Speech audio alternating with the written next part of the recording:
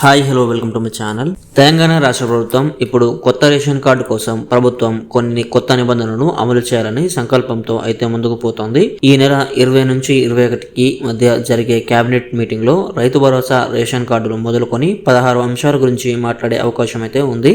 కొత్త రేషన్ కార్డుల దరఖాస్తుకు వార్షిక ఆదాయం గ్రామీణ ప్రాంతాల్లో 1,50,000 లోపు, పట్టణాల్లో 2 లక్షల లోపు ఉండాలి. 3.5 ఎకరాల లోపు తడి భూమి, 7.5 ఎకరాల లోపు మెట్ట భూమి ఉన్నవారు అర్హులు.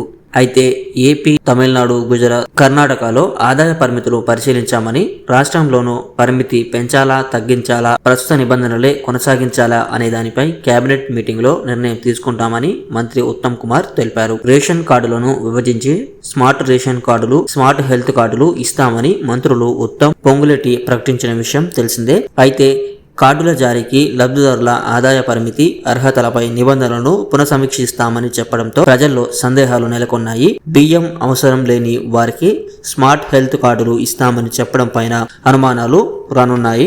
ఈ నెల 21న ఈ అంశంపై తుది నిర్ణయం రానుంది.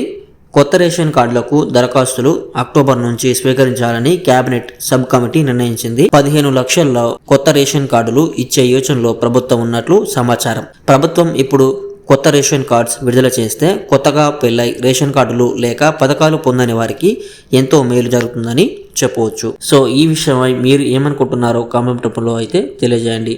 ఇది ఫ్రెండ్స్ ఈరోజు వీడియో. మీకు నచ్చినట్లయితే లైక్ చేయండి, అలాగే మన ఛానల్కి సబ్స్క్రైబ్ అవ్వడం మాత్రం మర్చిపోకండి. Thank you.